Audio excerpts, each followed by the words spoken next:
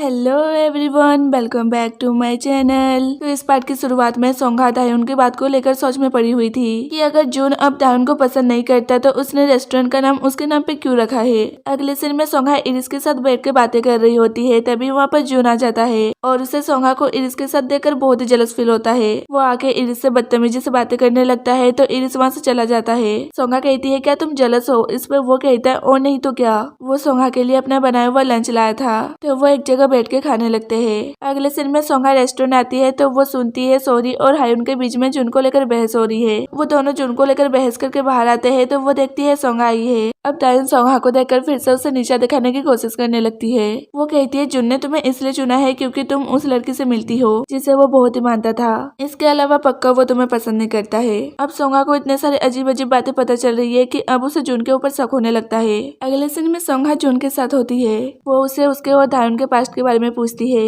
इस पर वो कहता है दायुन हमारे शादी के बाद ही वेडिंग हॉल से भाग गई थी और उसके कुछ दिन बाद वो मुझे रास्ते में मिली थी। मैंने उससे वजह पूछी भागने की, लेकिन उसने मुझे नहीं बताया। सोंगा पूछती है क्या तुम इसको लेकर क्यूरियस नहीं हो कि वो तुमसे शादी करने के बाद ही क्यों भाग गई। तो वो कहते हैं नहीं। सोंगा पूछती पर क्यों। इस पर वो कहता है क्योंकि मुझे तुम मिल गई हो। ये सुनकर वो एकदम खुश हो जाती है और कहती है चलो इसी बात पे ड्रिंक करते हैं। और वो अंदर स्टोर रूम में वाइन लेने आती है। तभी वो एक बॉक्स को देखती है तो उसे याद आता है कि दायुन ने उसे कहा था कि स्टोर रूम में एक बॉक्स है जिसमें उस औरत की फोटो है जिसके कारण जून ने तुम्हें चुना है। अब वो उस फोटो को देखने के लिए बहुत ही क्यूरियस हो जाती है। वो बॉक्स को खोलने लगती है तभी जून आके उसके हाथ से बॉक्स छीन लेता है और उससे नजरें चुरा के कहता है ये तुम्हारे छूने की चीज नहीं है। और वो बॉक्स को वहीं पर रख के उसे लेकर जाने लगता है, लेकिन सोंगा अपना हाथ छुड़ा लेती है और कहती है वो औरत कौन है, तुम मुझसे कितना कुछ छुपाओगे और कितनी औरत है जो तुम मुझसे छुपा रहे हो। वो गुस्से में जून को चिल्ला रही होती है तभी वो कहता है वो औरत मर चुकी है, उस औरत की मौत मेरी वजह से हुई है। ये सुनकर सोंगा एकदम शॉक्ड रह जाती है। वो दोनों फ्रेश हवा लेने के लिए रेस्टोरेंट से बाहर आते हैं।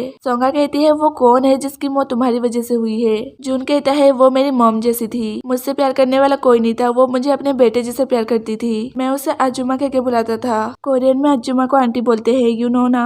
खैर जून कहता है लेकिन एक दिन कार एक्सीडेंट में उन्होंने मुझे बचाने के चक्कर में अपनी जान गंवा दी। ये सब सुनकर सोंगा कहती है मैं तुम्हारी फीलिंग समझ सकती हूँ। इस पे जून कहता है नहीं तुम नहीं समझ सकती। सोंगा कहती है नहीं मैं समझ सकती हूँ, मेरी मॉम की मौत भी मेरी वजह से हुई है। उनकी मौत भी कार एक्सीडेंट से हुई है जब वो मेरे लिए मेडिसिन खरीदने गई थी। अगर मैं उन्हें मेडिसिन खरीदने बाहर भेजती नहीं तो उनकी मौत भी नहीं होती। ये सब सुनकर जून उसको टाइटली से हकड़ लेता है और रोने लगता है, लेकिन मामला बहुत आगे चला जाता है। उनको एक दूसरे की जरूरत कुछ ज्यादा ही पड़ जाती है। मैं इनोसेंट हूँ यार, आप लोग ही देखकर समझ जाओ ना। खैर अगले सुबह सोंगा उठती है तो वो देखती है जून बेड पे नहीं है। तो वो बाहर आके देखती है कि जून ब्रेकफास्ट बना रहा है। जून उसे ब्रेकफास्ट सर्व करता है। फिर से सीन थोड़ा सा रोमांटिक हो जाता है। तभी वहाँ पर सॉरी और केविन आ जाते हैं और वो चारों ही एक दूसरे को देखकर एकदम शॉक्ड हो जाते हैं। तभी सोंगा देखती है उसने तो जून का शर्ट पहना हुआ है। ये देखकर केविन और सॉरी समझ जाते हैं कल रात को क्या हुआ था। अब बेचारी सोंगा शर्म के मारे वहाँ से भाग जाती है। उसके जाने के बाद केविन और सॉरी तो जून के मजे लेने लगते हैं। अगले सीन में सोंगा ऑफिस आ रही होती है तभी उसको उसके भाई का कॉल आता है। वो एकदम से डर जाती है कि अब तो मैं गई समझो।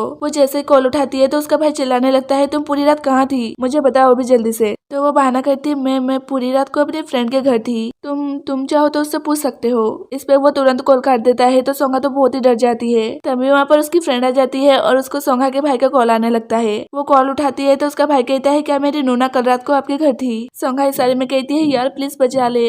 इस पे वो कहती है हाँ वो कल रात को मेरे घर में थी। बेचारी सोंगा तो बाल बाल बच गई। अब उसकी फ्रेंड तो उससे पूछेगी कि वो कल रात को कहाँ थी, तो वो उसे सारी बात बता देती है। ये सुनकर उसकी फ्रेंड कहती है जो भी हो तुझे इतनी जल्दी नहीं करना चाहिए था, अभी तो तू अच्छे से उसे जानती भी नहीं है। तो वो सोचने लगती है क्या मैंने गलत किया। तो उसकी फ्रेंड कहती है खैर छोड़ हम कहीं शॉपिंग करने चलते हैं। इसके बाद वो दोनों शॉपिंग करने आते हैं। वहाँ पर सोंगा एक कपल ब्रेसलेट को खरीदती है। देन वो जून को कॉल करके डिनर साथ करने का पूछती है ताकि वहाँ पर वो उसे ब्रेसलेट दे सके, लेकिन वो कहता है कि मैं बिजी हूँ, मेरी एक अपॉइंटमेंट है। ये सुनकर वो थोड़ी सी सैड हो जाती है। अगले सीन में उसे दायुन का कॉल आता है। वो उसे मिलने के लिए बुलाती है, लेकिन वो उसे मना कर देती है और उसे कभी कॉल ना करने के लिए कहती है। इस पे दायुन कहती है ठीक है, लेकिन तुम ये नहीं जानना चाहती कि तुम्हारे बॉयफ्रेंड की एक्स वाइफ उसे शादी करने के बाद ही उसे छोड़ के क्यों चली गई थी। ये सुनकर वो कहती है ठीक है कहाँ मिलना है बताओ मैं आ रही हूँ। अगले सीन में वो उसके बुलाए हुए जगह पे पहुंचती है तो वो देखती है वहाँ पर जून भी आया हुआ है। जून सोंगा को देखकर कहता है तुम यहाँ पर क्यों आई हो। तो वो कहती है क्या तुम दायून से मिलने आए हो।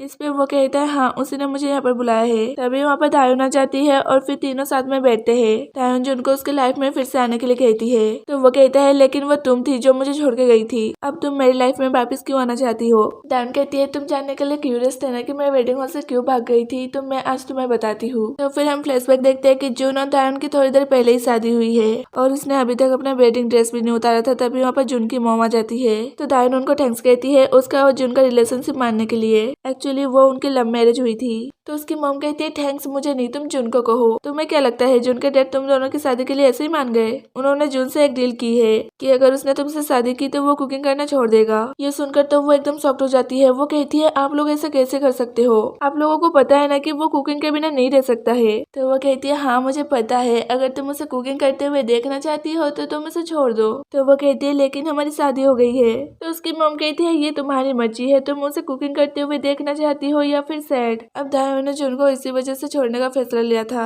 अब फिर से वापस आ जाते हैं। जून कहता है कि तुमने ऐसा क्यों किया, तुम मुझे बता सकती थी। इस पे दायून कहती है मैं बता भी देती तो कुछ नहीं होता, मैं अभी भी वैसी हूँ, मेरा दिल भी वैसा ही है, तुम प्लीज मेरे पास वापस आ जाओ, मैं वेट कर रही हूँ। ये कह के वो चली जाती है। उसके जाते ही माहौल एकदम शांत हो जाता है। सोंगा तो एकदम चुप रह जाती है। जून उसको घर छोड़ने आता है। वो उससे पूछना चाहती थी कि वो किसको चुनने वाला है, लेकिन वो बहुत ही ज्यादा नर्वस थी, वो पूछ नहीं पाती है। उसको डर था कि कहीं वो अपनी एक्स वाइफ को ना चुन ले, नहीं तो आपको पता ही है उसका हाल क्या होगा। और ये पार्ट यहीं पर खत्म हो जाता है। तो आप लोगों के इतना कहने पे मैं ये ड्रामा कंप्लीट कर रही हूँ। सो प्लीज एक लाइक तो करना बनता है ना। ओके कर दिया ना, थैंक यू। तब तक के लिए bye bye and take care. हाँ।